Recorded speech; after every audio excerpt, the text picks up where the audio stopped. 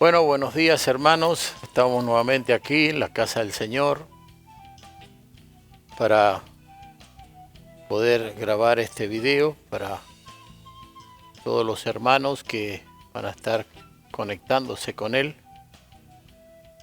El tema que voy a compartir hoy tiene que ver con la fidelidad te da garantía de ser raptado antes de la gran tribulación. Me han oído hablar durante el año pasado acerca de la tribulación y de la gran tribulación. Y quiero seguir hablando de estas cosas porque el deseo es que sus corazones estén bien afirmados en la palabra del Señor. En Apocalipsis capítulo 17, vamos a leer allí un versículo que tiene que ver con algo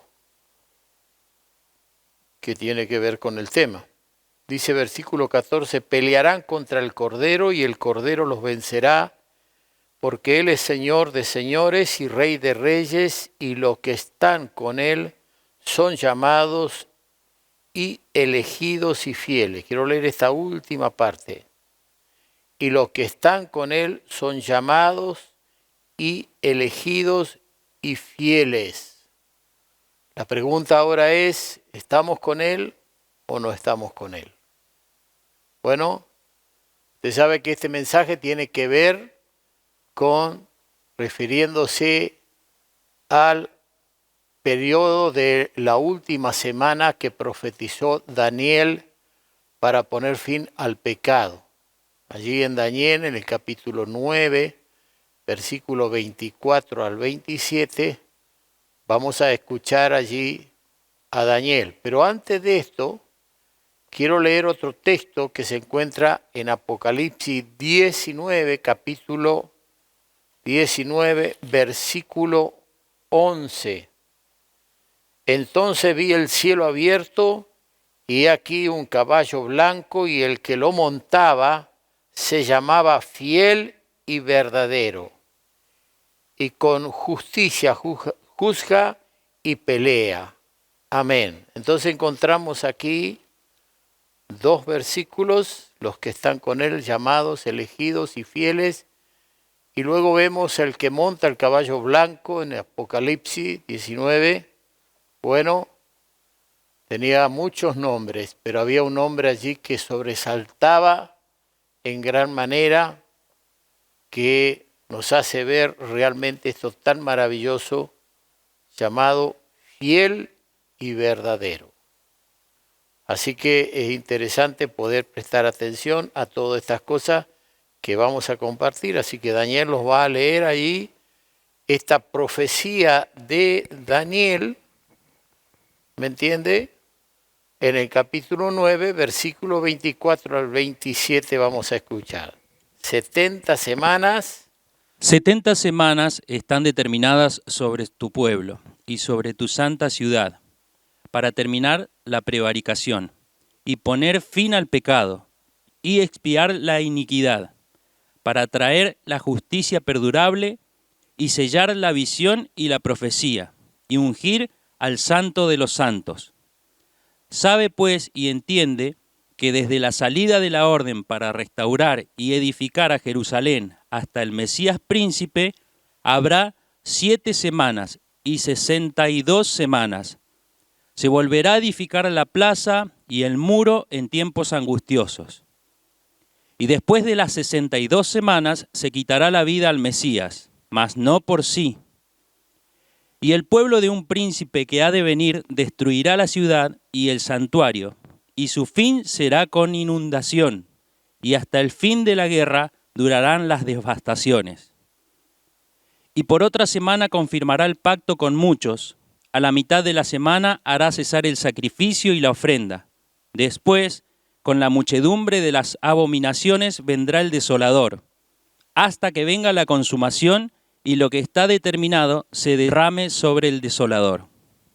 Bien, entonces estos textos que hemos leído tienen que ver con el periodo de la última semana. Aquí la Biblia nos hace ver que fue dada una orden para reedificar los muros. Bueno, este fue el rey Ciro. Tiene que leer allí ustedes Nehemías, tiene que leer allí Esdras, tiene que ver la tristeza de aquel varón y cómo el rey lo llamó, y entonces ahí viene la orden. Y desde la orden estaba establecido un tiempo que está marcado en semanas, y yo me tomé hoy la mañana un poquito de ese tiempo para escribirlo esto, así que si usted quiere saber bien todo esto, porque eso ha sido tan exacto, pero tan exacto, que cuando nosotros estuvimos estudiando en el seminario estos temas, la verdad que me llamó mucho la atención con qué exactitud se cumplió esta palabra profética del profeta Daniel. Si usted multiplica 7 por 7 son 49 años. Así que se dio la orden, de ahí hasta la reedificación fueron 49 años. Después habla la Biblia de 62 semanas. Si usted multiplica esas 62 por 7, usted va a tener 434 años. Usted añade a esos 434 años, ¿me explico? Las 7 semanas y usted se va a encontrar con 483 años, muerte del Mesías, es decir, las 69 semanas. Y esto tiene que llamar la atención porque se cumplió tan exacto, pero tan exacto en la historia, que usted ve ahí que realmente solo Dios puede hablar estas cosas. Entonces después aparece lo que sería la última semana, luego de las 69 semanas que menciona aquí la palabra del Señor. Nace allí, después de las 69 semanas con la muerte del Mesías, la historia de la iglesia. Y al final de la historia de la iglesia viene el rapto de la iglesia. Es decir, no puse los textos acá, pero solo leer allí finalizando el capítulo 3 de Apocalipsis, donde dice, sube acá y te mostraré las cosas que van a suceder. Y luego viene la última semana después del rapto de la iglesia para cumplir las 70 semanas que dice, habrá un periodo de 70 semanas para poner fin al pecado. Esta última semana está dividida en 3 años y medio y 3 años y medio. Es decir, los 7 años que habla aquí en la Biblia, la última semana, 69, 70 para poner fin al pecado. Y este es el periodo del anticristo. El anticristo, después que es raptada la iglesia, él, con gran engaño, va a estar allí gobernando durante 3 años y medio para luego levantarse y decir que él es Dios. Y él va a hacer pacto allí con 10 reyes, que lo podemos ver aquí en Apocalipsis, en el capítulo 17, versículo 12. Y los 10 cuernos que has visto son 10 reyes que aún no han recibido reino, pero por una hora recibirán autoridad como reyes juntamente con la bestia. Estos tienen un mismo propósito, entregarán su poder y su autoridad a la bestia. Y ahí viene, dice, pelearán contra el Cordero y el Cordero los vencerá. Entonces este es un periodo que tiene que ver con la última semana. Ahora, esos 10 reyes tienen que ver con la visión que tuvo Nabucodonosor, cuando ve una imagen hermosa y ve los distintos imperios.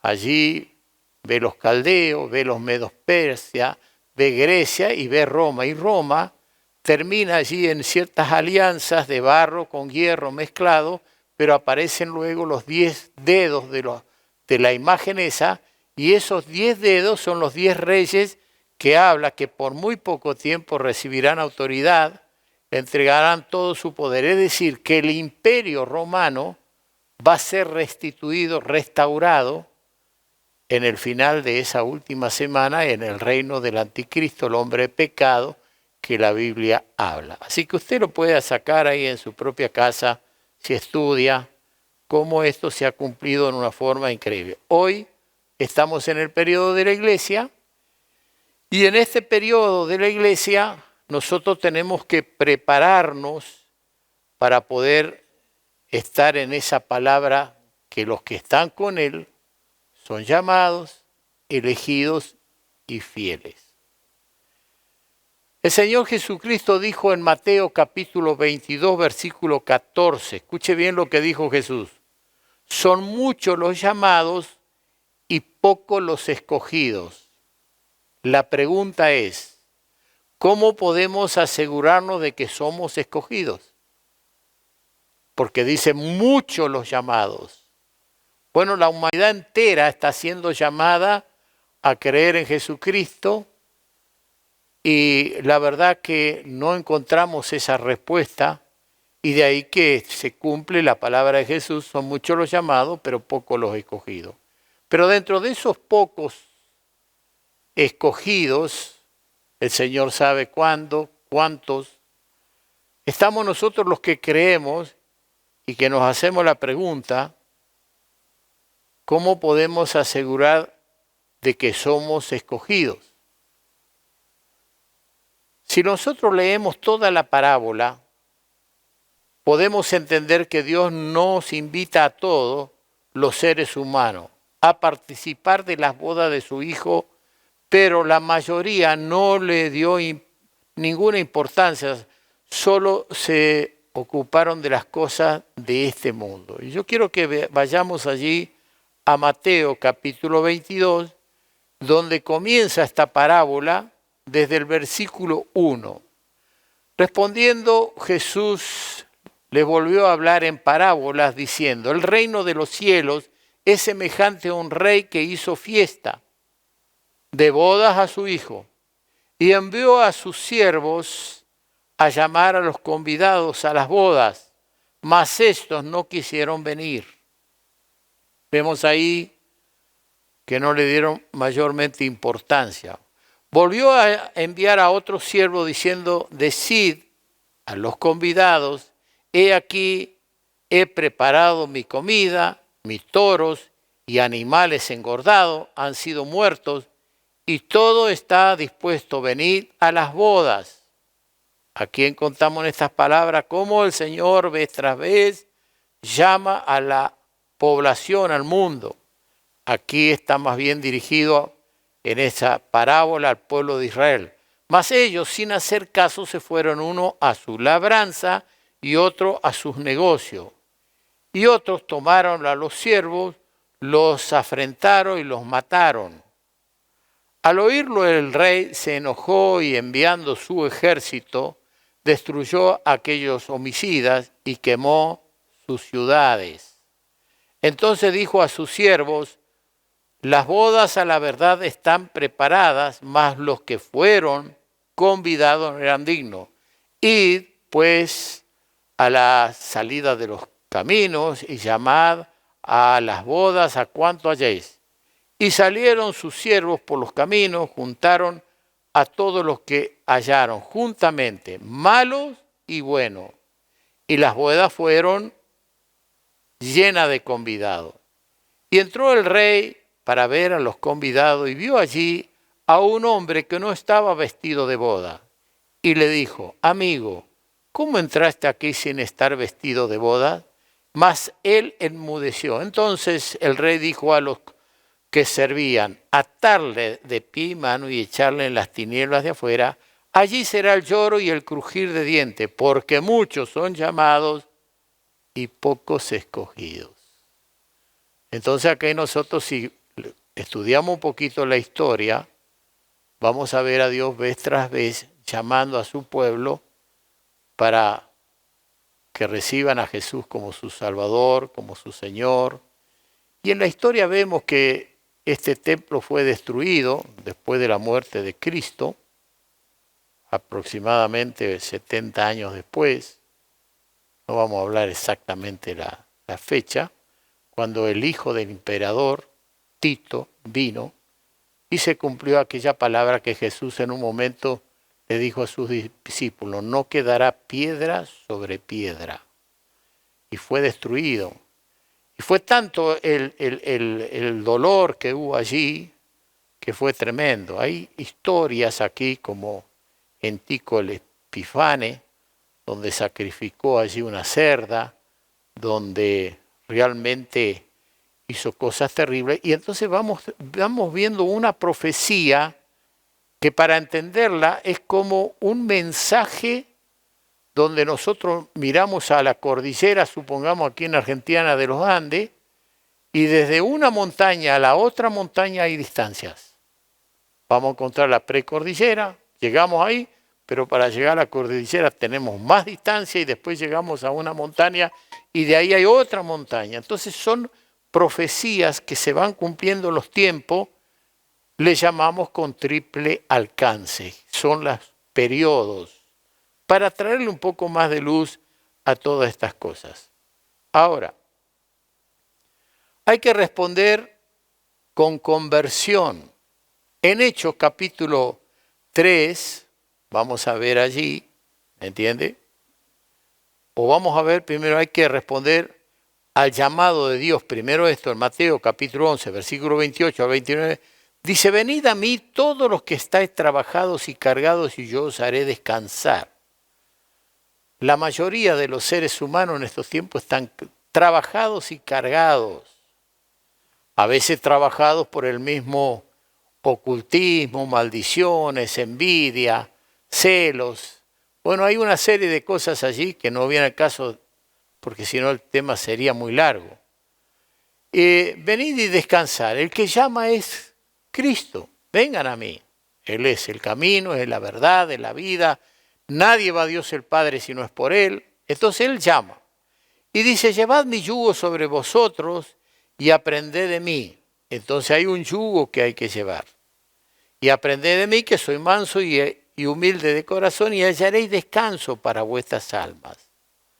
Entonces hay que responder a ese llamado: venid a mí.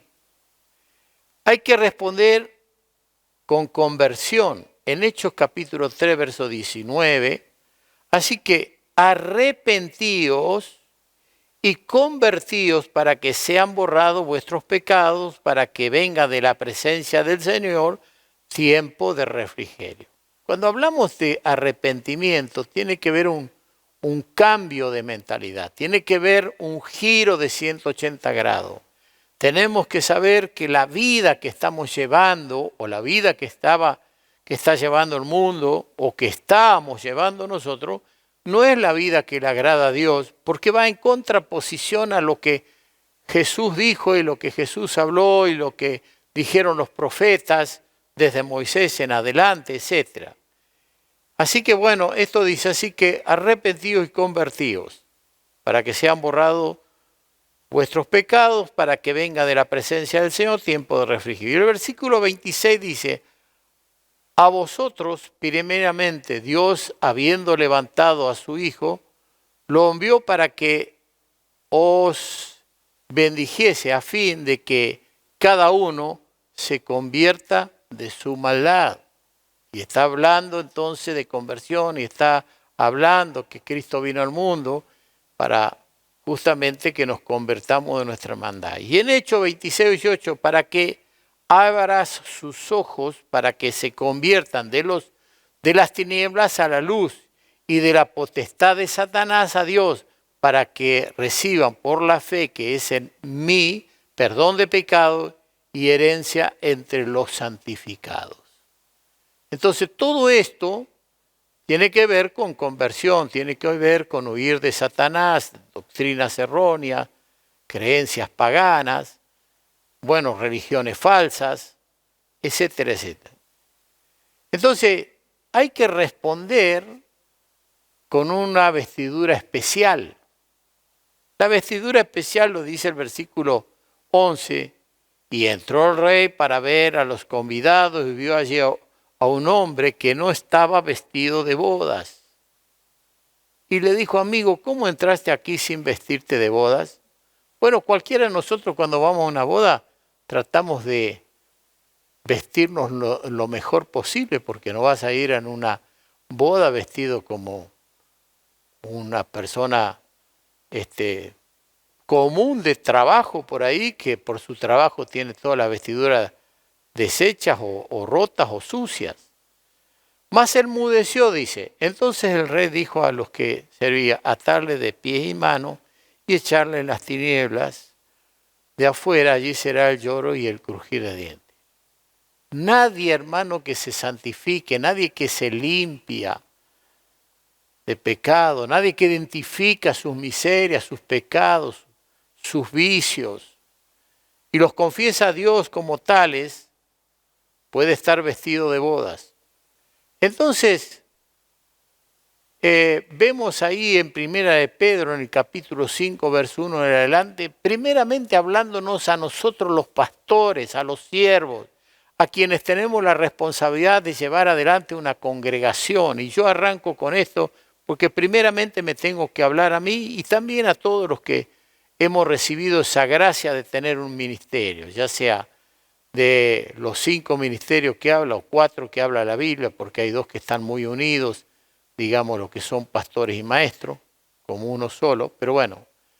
Dice capítulo 5, verso 1 al 4, ruego a los ancianos que están entre vosotros, y aparece Pedro mostrándose, yo anciano también con ellos, y testigos de los padecimientos de Cristo, que soy también participante de la gloria que será revelada, apacentar la grey de Dios que está entre vosotros, cuidando de ella no por fuerza, sino voluntariamente, no por ganancias deshonestas, sino con ánimo pronto, no como teniendo señorío sobre los que están a vuestro cuidado, sino siendo ejemplo de la grey, y cuando aparezca el príncipe de los pastores, vosotros recibiréis la corona incorruptible de gloria. ¿Cómo tenemos que apacentar la congregación? No como teniendo señorío, el único Señor es Dios, es Cristo. No por ganancias deshonestas, cuando ya se pide más de lo que la Biblia exige, cuando se le exige a la gente más de lo que la Biblia no exige, cuando se les lleva a hacer ciertos actos de fe basados en nuestros propios pensamientos y en creencias por allí paganas, como teniendo un señorío sobre las personas, bueno, ya estamos comenzando a deslizarnos y a cometer cosas, la verdad, bastante horribles, como el mensaje pasado cuando predicó Daniel acerca de Sodoma y Gomorra y cómo despacito fueron metiéndose lentamente hasta entrar dentro de la misma perversión y pecados. Entonces despacito se va deslizando, un poquito hoy, un poquito mañana, y llega el momento donde se pierde realmente todo la sensibilidad que uno debe tener. Estos días atrás dije una palabra importante. Mejor es el fin del negocio que el comienzo. Así que tenemos que renunciar, hermano, a todo en este mundo. El que quiera ser mi discípulo, niéguese a sí mismo, tome su cruz cada día y siga en pos de mí. Y aprender a negarnos a nosotros, y aprender a llevar el yugo es aprender a llevar la cruz de Cristo. Entonces, ¿qué es mejor, el comienzo o el fin? Creo que es el fin. Muchos se comienzan muy bien, pero terminan mal. Y algunos piensan medio mal y después terminan muy bien. Y entonces puse aquí algunas cosas. ¿Qué es lo que tenemos que renunciar nosotros? Primero tenemos que renunciar a nuestro egoísmo. Cuando se piensa primero yo, segundo yo y siempre yo. No fuimos llamados para ponernos nosotros adelante. Fuimos puestos adelante, pero como un ejemplo de Cristo, no en una forma egoísta. No podemos nuestras propias ideas, a veces tenemos solamente nuestras propias ideas. Creemos que nuestras ideas son las que valen y los demás no valen. Imponer pensamientos personales, sistemas, sentimientos, cosas que a veces trabajan en nosotros y queremos que eso es todo y no tenemos allí un ministerio por ahí más bien participativo, sino totalmente autoritarista. Tenemos un ministerio por ahí, digamos, paternalista, que la verdad que sí que existe ese ministerio, pero lo tenía solamente Cristo, y de ahí que tenemos que aprender de Cristo y ver cómo aplicar todas las cosas. Así que cuidado con nuestro egoísmo, cuidado con nuestras propias ideas, imponer nuestros propios pensamientos, nuestros propios sentimientos, nuestra propia voluntad, nuestros propios deseos, porque entonces ahí ya estamos entrando en estos problemas realmente que la Biblia. Ahora, esto se hace a fin de ser completamente obedientes a la dirección del Maestro. Porque cuando entramos a despojarnos de todas estas cosas, estamos entrando en algo que es ser obedientes a nuestro Maestro, que es Cristo. Decía allí Moisés, cuando va a llevar al pueblo a la tierra prometida, dice en el Deuteronomios capítulo 18, versos 18 y 19, profeta le levantaré de en medio de sus hermanos como tú, dice el Señor. Y pondré mis palabras en su boca, y él les hablará todo lo que yo le mandare. Mas a cualquiera que no oyere mis palabras que él hablare en mi nombre, yo le pediré cuenta. Así que ahí ya Moisés está profetizando acerca de Cristo, y Cristo dijo en un momento, yo no vine a juzgar, a condenar al mundo. Yo he venido a salvar al mundo, pero mi palabra sí juzgará al mundo, porque es palabra de Dios.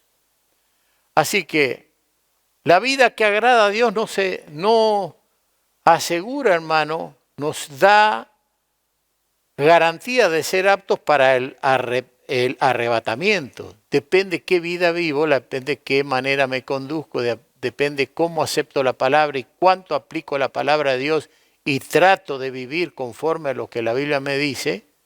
Entonces allí, cuando entramos a negar el egoísmo, cuando entramos a negar la envidia, cuando entramos a vivir realmente humildemente, cuando entramos a no imponer nuestros propios pensamientos y sacar ventaja de la gente, etcétera, etcétera, pues no es como que Dios nos está aceptando. En 1 Tesalonicenses 4, 2 al 8, porque ya sabéis que instrucciones os dimos por el Señor Jesucristo. Así que hay instrucciones. Pues la voluntad de Dios es vuestra santificación, que os apartéis de fornicación. Que cada uno de vosotros sepa tener a su propia esposa en santidad y honor, no en pasiones de concupiscencia, como los gentiles que no conocen a Dios.